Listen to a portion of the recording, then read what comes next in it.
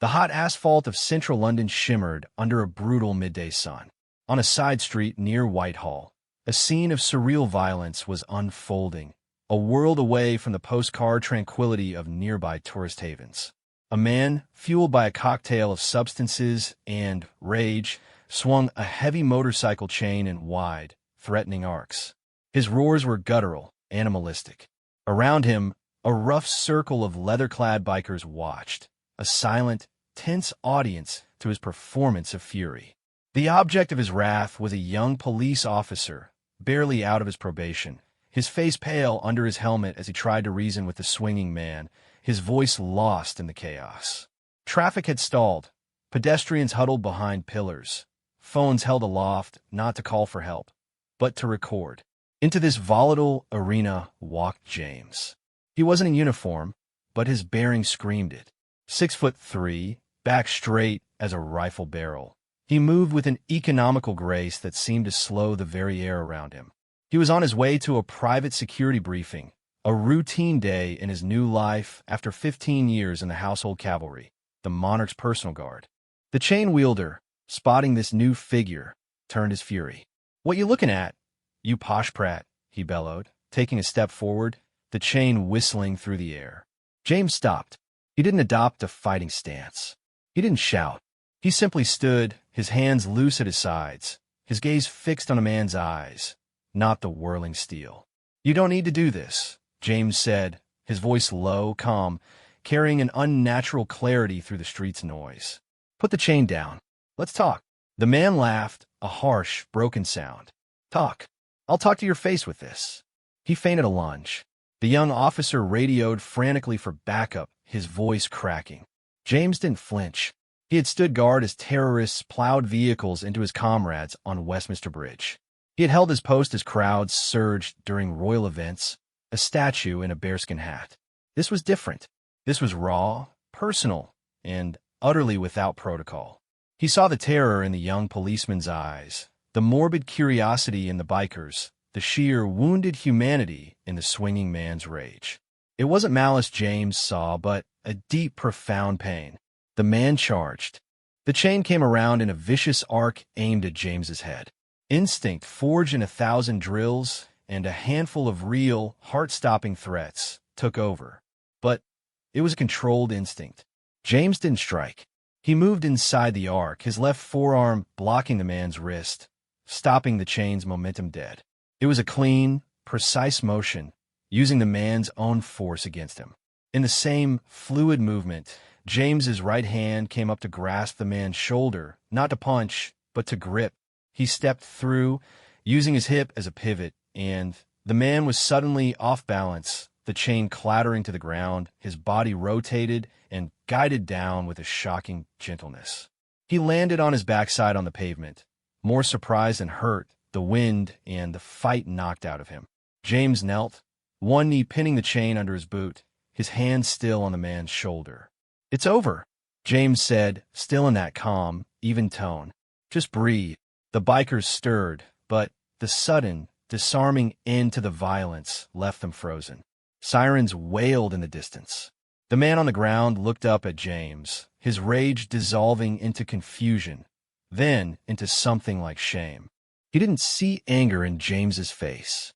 He saw a weary understanding. The young police officer rushed forward, cuffing the man, who offered no resistance. As more officers swarmed the scene, James stood, brushed a speck of dust from his trousers, and gave a brief statement. He declined to press charges. He asked after the well-being of the chain wielder, suggesting he needed medical and psychiatric evaluation, not just a cell. The detectives exchanged glances. This wasn't the typical response. As James walked away, the podcast producer, who had been coincidentally passing by and had captured the entire audio on his recorder, chased after him. "Sir, that was incredible. Who are you? Why did you do that?" James offered a faint, tired smile. "Just someone who's seen enough drama for a lifetime." But the producer, Alex, was insistent. "Please, a coffee. 10 minutes. Your story, it's more than this moment." Reluctantly, James agreed. In a quiet cafe, as Alex played back the audio of the chain clattering and his own calm voice, James finally began to talk. He spoke not of this day, but of another. He spoke of a 17-year-old boy from a gritty northern town, joining the army not for glory, but for escape. He spoke of the shock of being selected for the household cavalry, the anvil of discipline, the weight of history, the pride of the uniform. And then he spoke of the day that undid him, the day his best friend and fellow guard, Leo, collapsed and died during the grueling ceremonial rehearsal for the Queen's birthday parade, a victim of hidden heart failure and the extreme, unspoken pressure of their silent, stoic world. James's voice, so steady on the street, broke as he described holding Leo's hand as the medics worked, the pristine white gloves stained with sweat, not blood, the deafening silence where there should have been orders and drumbeats. He spoke of the guilt, the trauma that no military debriefing could address, the feeling that he had failed his brother in arms, not in war, but in peace. He left the service adrift. The man with the chain, James explained, wasn't a threat to be crushed. He was a symptom of a pain James recognized all too well, a pain that shouts, that swings, that destroys, because it has no other language. He intervened not as a soldier, but as a man who had learned, too late for Leo, that sometimes the strongest thing you can do is not to fight back, but to connect. Alex sat in stunned silence. The hook was no longer just a dramatic street confrontation. It was the doorway into a hidden world of silent suffering, elite discipline, and the long, hard road back from a grief witnessed on the world's most public stage. This was the true story. The chain was just the beginning. James's story of Leo's death opened a floodgate. For years, he had carried the memory like a sealed stone inside him. The household cavalry's culture was one of supreme endurance. You did not complain. You did not show weakness. You stood still for hours in all weather, your only duty to be an immovable symbol. The physical toll was brutal. Fainting from heat in full-state dress, feet bleeding in polished boots, backs permanently altered from the rigid posture. But the psychological toll was never discussed. Leo's death was classified as a tragic medical event. There was a memorial, respectful speeches, and then the regiment moved on. The show, as they said, must go on. But James could not move on. He replayed that scorching day on the parade square at Knightsbridge Barracks endlessly. They had been drilling for the Trooping the Color, the famous birthday parade. The sun was relentless, beating down on their ornate cuirasses and plumed helmets. Leo, to his left, had whispered a joke about the officer's horse getting a sunburn. An hour later, Leo's whisper became a strained gasp. James, locked at attention, could only shift his eyes. He saw the sweat pouring down Leo's neck, a different, sickly shade. He saw the subtle, terrifying wobble in his knees. "Steady, Leo," James had murmured, the most he could do. Then a soft thud. Leo had fallen, not crumpling, but as if someone had carefully removed his bones. The parade dissolved. The shouted orders, the running medics, the desperate CPR on the pristine gravel. It was all a muffled nightmare. James, still at his post for a few agonizing seconds until formally stood down, felt a part of his soul detach. He visited Leo's family in a small Welsh village. His mother's eyes held no accusation, only a bottomless sorrow that mirrored his own. He loved the life, she said, clutching a photo of Leo in his uniform, smiling. He never said it was hard. He said it was an honor. That sentence haunted James. The honor had killed him as surely as a bullet. The regiment offered counseling, but it was perfunctory, a box to tick. Talking about feelings felt like a betrayal of the ethos, a dishonor to Leo's stoicism. James began to have nightmares where he was the one falling, but no one stopped the parade. The world just marched on, the music growing louder as he faded. He started drinking to silence the noise in his head. He became sharp with his comrades, then withdrawn. The uniform, once his greatest pride, felt like a leaden costume. Finally, after a ceremony where he stood guard at the cenotaph, the cold seeping into his very marrow, he knew he was broken. He couldn't be the symbol anymore. He resigned. The transition to civilian life was a disaster. The discipline that had structured his existence was gone. He drifted through private security jobs, his skills sharp but his spirit numb. He felt a stranger in a soft world. He avoided crowds, the sound of drums, even certain shades of red. He was a ghost of a soldier, haunting his own life. The encounter with the chain wielder was the first time since Leo's death that his training had surged forth without the accompanying fog of trauma. But this time it was different. He hadn't reacted with suppressed fury or cold detachment. He had seen a human being in crisis.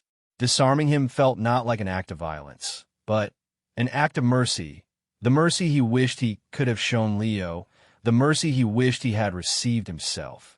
In the cafe, Alex, the podcast producer, listened with a journalist's patience and a human's heart. "This isn't just a story about a fight," Alex said. "This is a story about invisible wounds, about what it costs to be a symbol. Will you let me tell it? All of it." James, exhausted from the confession, nodded. He was tired of carrying the stone. Over the following weeks, Alex dug deeper. He interviewed other former guards, anonymously. They spoke of the pressure, the pride, the pain. One described carrying a colleague who had fainted, the fear in his eyes masked by ceremony. Another spoke of the surreal experience of being a living monument while tourists took selfies, utterly separate from the person inside the uniform. Alex also tracked down the chain wielder, whose name was Danny.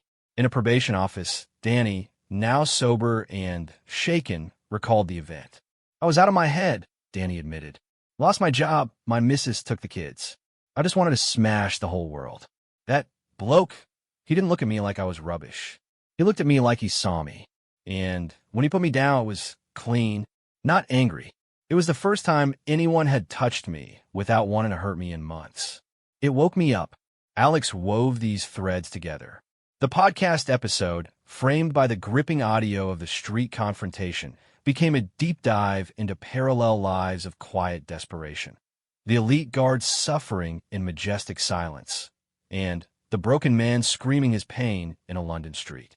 It explored the toxic nobility of silent suffering and asked a piercing question: why do we expect our protectors to be impervious, and what happens to them when they inevitably are not?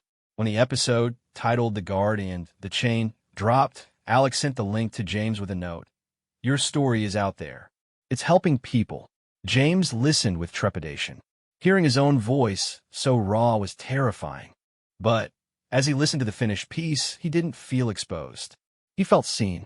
For the first time, his grief was reflected back not as weakness, but as evidence of his humanity. The response was immediate and overwhelming. The episode went viral. It wasn't just the dramatic hook. It was the profound humanity at its core. Listeners wrote in: veterans, emergency service workers, people struggling with mental health, even serving household cavalry members, writing in secret. The message was the same. "Thank you. I thought I was alone." The viral storm from the podcast was a tsunami that upended James's quiet, damaged life. Overnight, he went from an anonymous ex-guard to a reluctant public figure. News programs wanted interviews. Documentarians proposed films. Talk shows offered seats on their couches to discuss toxic masculinity and veteran mental health. James refused almost all of it. The spotlight felt like a violation, a grotesque mirror of the public scrutiny of guard duty. But one invitation was different. It came from a small, respected charity called Silent Front, run by a former Special Forces officer named Captain Mike Hargreaves. They specialized in providing peer-to-peer, non-clinical support for veterans and emergency service personnel suffering from psychological injuries, focusing on shared experience over formal therapy. Mike was a gruff, no-nonsense man in his 50s. He didn't want James for his fame. He had listened to the podcast and heard a specific, valuable pain. "You understand the cult of silence from the inside," Mike said over the phone. "These lads from ceremonial units, they think counseling is for the weak. But they might listen to you. You've worn the boots. You've carried the coffin." James agreed to visit their retreat, a rustic farmhouse in the Yorkshire Dales. He arrived expecting a clinical environment.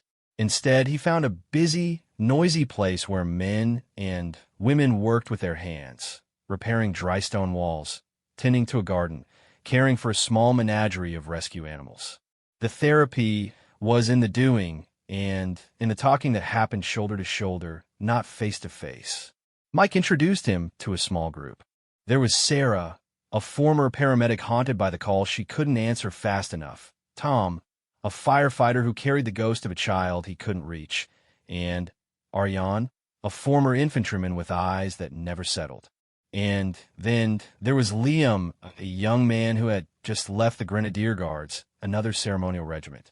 Liam was brittle, angry, jumping at loud noises. He viewed James with a mix of awe and suspicion. "I heard the podcast," Liam said flatly, over mugs of tea. "You talked." "We don't talk." "I didn't talk for 3 years," James replied. "And it nearly killed me. It did kill my friend." He told him about Leo again, but this time in the context of the daily, grinding pressure, the fear of being the one to faint, to wobble, to bring disgrace. Liam listened, his defiance softening. Later, while chopping wood, Liam spoke, his voice low. "My last parade. State visit. I was right-hand man. For 2 hours, a wasp kept circling my bare hat. Couldn't move. It went down my neck, stung me 7 times. I didn't flinch. They gave me a commendation." He stopped chopping, his breath fogging in the cold air. "I vomited for an hour afterwards. Not from the venom, from the strain. And I was proud of it." "What kind of idiot is proud of that?" James put a hand on his shoulder. "The kind we were trained to be." A bond was forged. James began to volunteer at Silent Front regularly. He found solace in the physical labor, a healthy echo of military discipline. More importantly, he found purpose in listening. He wasn't a therapist, but he was a translator. He could help these men and women decode their own experiences, reframe their endurance, not as a failure to feel, but as a strength that had been exploited. Meanwhile, Danny, the chain wielder, was on his own arduous journey. His court-mandated rehab, sparked by that moment on the street, was sticking. In a group therapy session, the facilitator played James's segment from the podcast. Danny heard James describe him not as a monster, but as a man in profound pain. He wept. He requested, through Alex, to meet James again. James agreed. They met in a park, a world away from the violent street. Danny, smaller and calmer than James remembered, struggled to make eye contact. "I wanted to say sorry," Danny mumbled. "And thank you. You didn't have to do that. You could have smashed my head in. Everyone else would have." James shook his head. "I didn't see you. Not at first. I saw a problem to solve. Then I saw my mate Leo. He never swung a chain, but he was trapped in a different kind of spin cycle. We all have our chains, Danny." They talked for an hour. Danny spoke of his descent, the factory closure, the depression, the self-medication. James spoke of his own fall from grace. They were from different worlds, but their stories of brokenness and the struggle to reassemble the pieces resonated on a fundamental frequency. As they parted, Danny said, "If you ever do talks or whatever, I'd be a good warning story, wouldn't I?" James smiled. "You'd be a good story of survival." Back in Yorkshire, Mike proposed an idea, a structured outreach program where James and others would visit military units, police academies, and fire stations to speak before trauma occurred, to normalize the conversation about psychological safety. James was terrified. Speaking to small groups of broken people was one thing. Addressing intact, proud institutions was another. It felt like walking back into the lion's den. But Liam, who was slowly finding his feet, said, "If you go, I'll go." They need to hear it from someone still in the tribe. Or just left it. James looked at Liam, at the fragile hope in his eyes, and thought of Leo. He nodded. "All right, we'll go together." The invitation to speak at his old barracks, the Knightsbridge Barracks, was the ultimate test. The officer commanding, a shrewd major who had heard the podcast, saw it as a necessary, if uncomfortable, evolution in duty of care. James and Liam drove down from Yorkshire in silence, the tension thick. Walking through the gates was a visceral shock. The smell of saddle soap, leather, and diesel fuel was unchanged. The sound of shouted drill commands was a hammer to James's heart. Young recruits in training gear scurried past. eyeing the two civilians with curiosity. They were to address a mixed audience of officers, NCOs, and troopers in the very riding school where Leo had collapsed. The setting was deliberate. As they waited in a side office, Liam was ghostly pale. "This is a mistake," he whispered. "They'll see right through us." James placed a steadying hand on his back, the way he'd seen Mike do. "They'll see two men who loved this place enough to tell it a hard truth. That's loyalty, Liam, not disloyalty." They were introduced not as guests, but as returning members of the regimental family. James walked to the makeshift podium, the sand of the school floor under his shoes. He looked out at rows of familiar faces, young, old, skeptical, curious.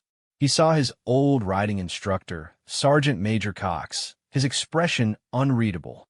He began not with Leo, but with pride. He spoke of the honor of the uniform, the privilege of service, the unique bond forged in shared hardship. He saw nods. Then he shifted. "But there's a cost to being a symbol. And for too long, this institution, which I love, has believed that cost must be paid in silence. That to admit struggle is to tarnish the crest." He told Leo's story in detail, here where it happened. He described the heat, the wobble, the fall, the deafening silence of the marching band that played on in his memory. He spoke of his own unraveling, the drink, the anger, the feeling of being a ghost. He talked about the chain wielder, Danny, and the unexpected mirror he held up. "On the street that day, I didn't use my training to destroy a threat. I used it to create a pause, a moment of humanity. That's what we deny ourselves here. The pause, the humanity. We're so good at guarding others, we forget to guard our own minds." He introduced Liam. Liam, voice trembling at first, spoke of the wasp, of the perverse pride in his suffering. "I was commended for ignoring my own body's screaming alarm," he said, his voice growing stronger. "What does that teach us? That the mission, the show, is more important than the man. But a broken man makes for a broken mission. Always." The silence in the riding school was absolute. Then Sergeant Major Cox stood up. James braced for a blistering rebuttal.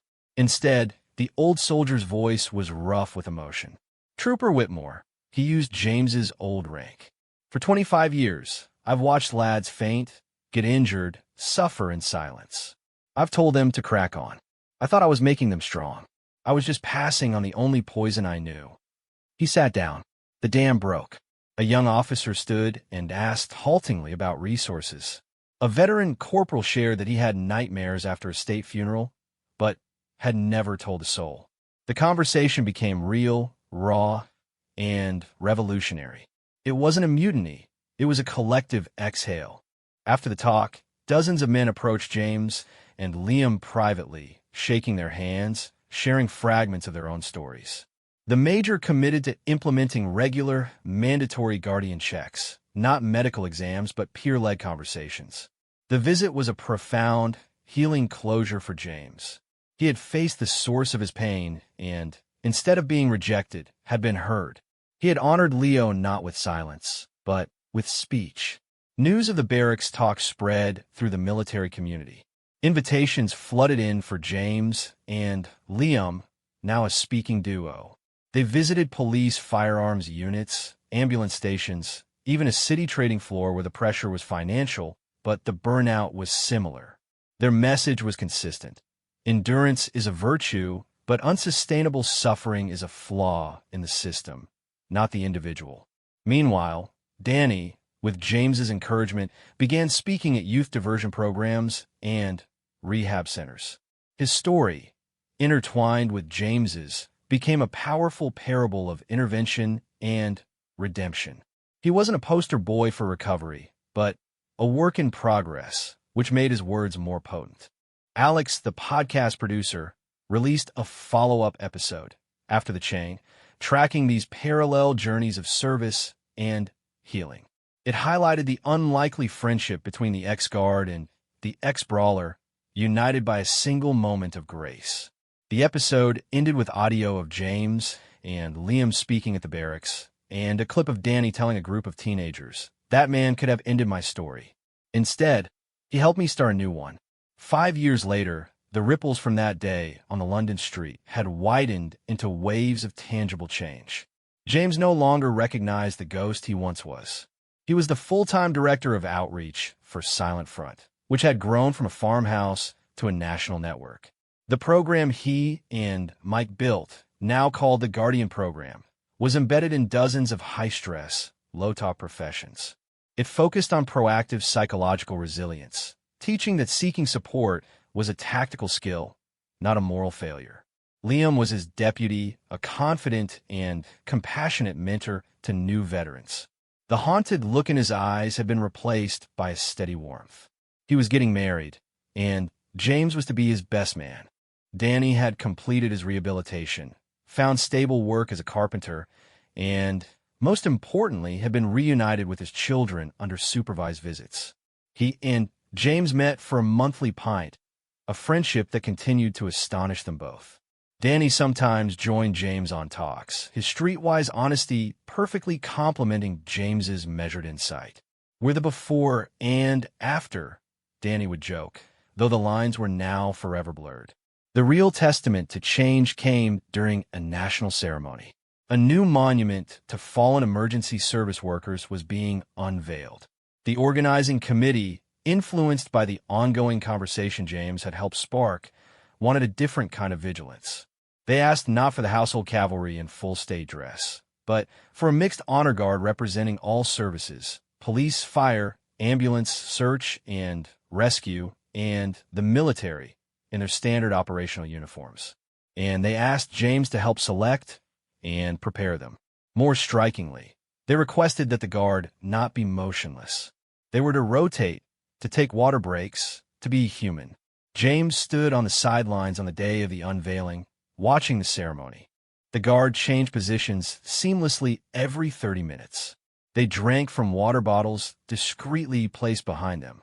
They were solemn, professional, but undeniably present as living people, not statues.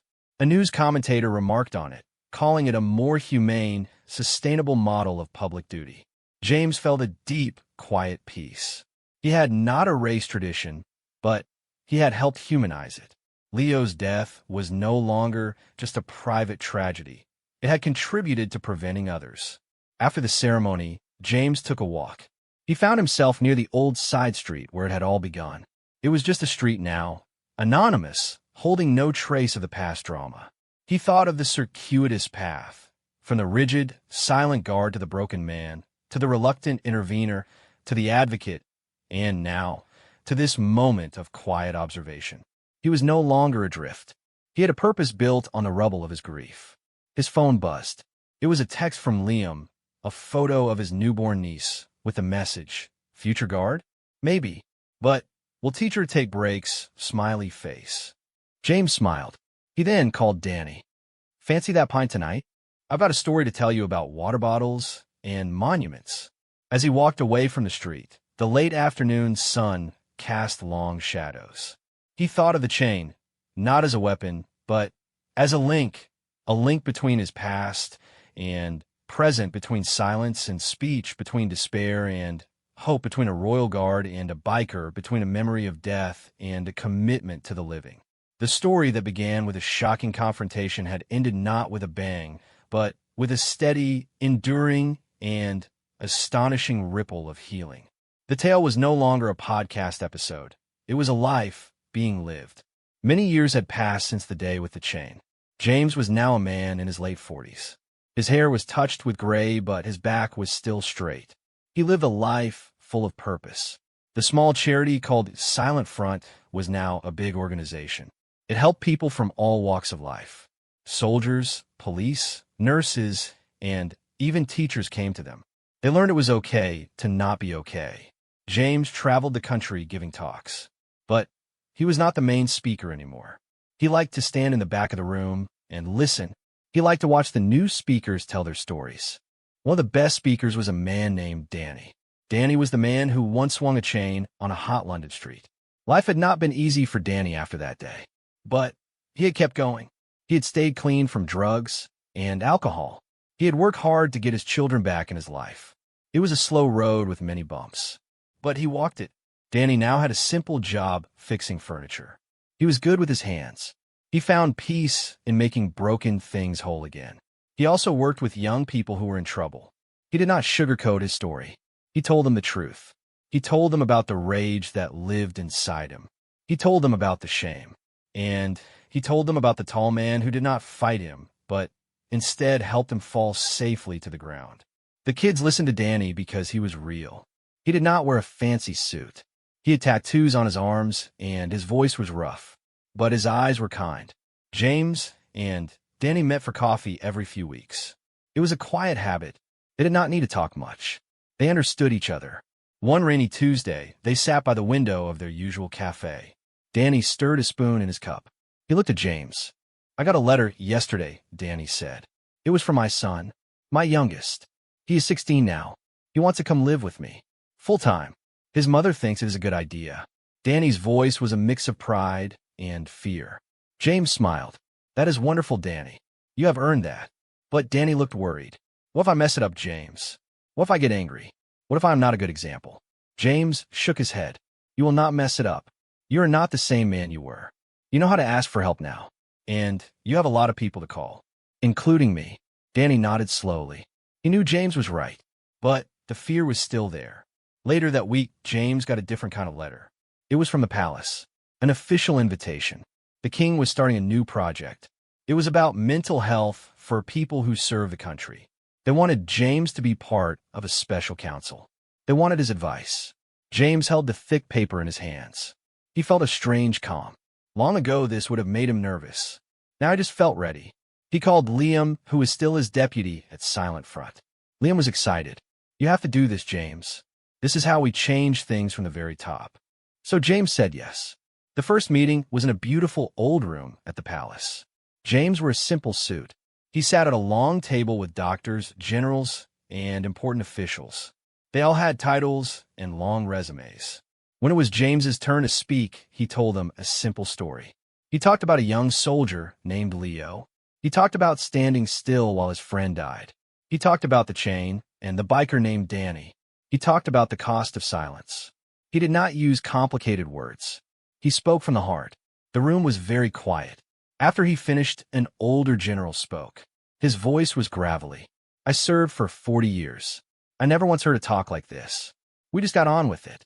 We were told to be hard." James nodded. "Being hard is important, sir. But so is being human. A system that breaks its people is a broken system. We can be strong and still take care of each other." The meeting ended with a plan. They would create new rules. They would train leaders to spot the signs of struggle. They would make it normal to talk. As James left the palace, he walked through the courtyards. He saw the young guards in their red uniforms and bearskin hats. They stood perfectly still. He remembered how that felt. The ache in your feet, the sweat on your back, the thoughts in your head. He hoped the new rules would reach them soon. A few months later, James was asked to do something very special. A big national event was happening. It was to honor ordinary heroes, people who helped others in quiet ways. The organizers wanted James to present an award, but not just any award. They wanted him to give it to Danny. Danny had been nominated by the parents of a boy he had mentored.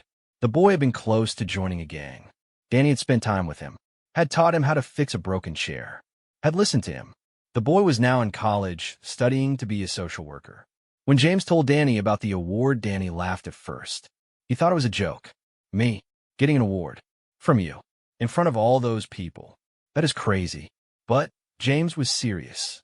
"You deserve this, Danny. Your work matters." The night of the ceremony arrived. It was in a big theater. Lights shone down. Important people filled the seats. Danny sat in the audience wearing a suit that felt too tight. He fidgeted with his tie. Then it was time for his award. The host told the story. He told about Danny's past. He did not hide the bad parts. He told about the day on the street. He told about the long journey back. Then he asked James to come to the stage. James walked out. The audience clapped. He stood at the microphone and looked out. He saw Danny's nervous face. He saw Liam smiling. He saw Mike from the charity. He took a breath. "Many years ago, I met a man in a street," James began. "He was in great pain. He was expressing it in the only way he knew how, with violence. I was also in pain, but I was hiding behind silence. That day, we were like two planets crashing. But from that crash, something new was born. A friendship, a understanding. The man I met did not need someone to fight him. He needed someone to see him, to hear him. He has taught me as much as I have ever taught him. He has shown me that recovery is not a straight line. It is a daily choice. It is my great honor to call this man my friend, and to ask him to come up here and receive this award for his incredible work with young people. Please welcome Danny Miller. The theater erupted in applause. Danny walked up the steps to the stage. His eyes were wet. He shook James's hand, and then, to everyone's surprise, he pulled James into a big hug. The audience cheered louder. Danny took the microphone. His hand was shaking. "I'm not good at this," he said. "I'm more comfortable with a hammer. But I want to say thank you to James for seeing the man under the mess that day, for giving me a chance. He did not save me. He just showed me I could save myself. And I want to say to anyone out there who is struggling, who feels like they're alone with their chain, it is okay to ask for help. It is okay to not be okay." The words were simple, but the feeling in the room was powerful. People were crying. They were smiling. It was a moment of pure hope. After the ceremony, James and Danny went to a quiet pub with their friends. They laughed and told old stories. Danny kept looking at his award. It was a simple glass shape. He could not believe it was real. Later that night, James walked home alone. The city was quiet. He thought about the long path his life had taken. From a boy joining the army, to a guard at the palace, to a broken man, to a helper and a friend. He thought about Leo. He wished Leo could have seen all of this. He looked up at the stars. He felt a deep peace.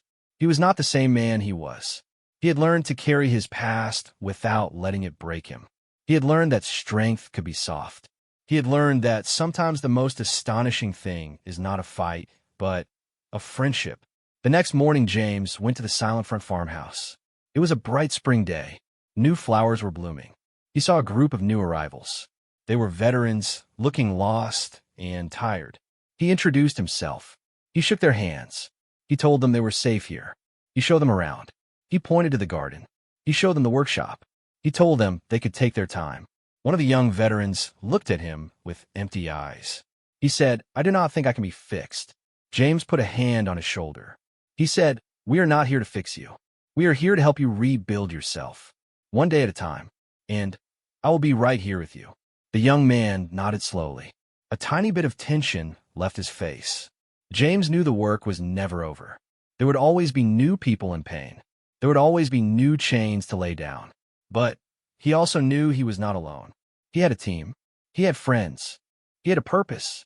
And as he stood in the sunshine of the farmyard, surrounded by the sounds of healing, he knew that the most astonishing part of the story was simply this: that life, no matter how broken, could always find a way to begin again.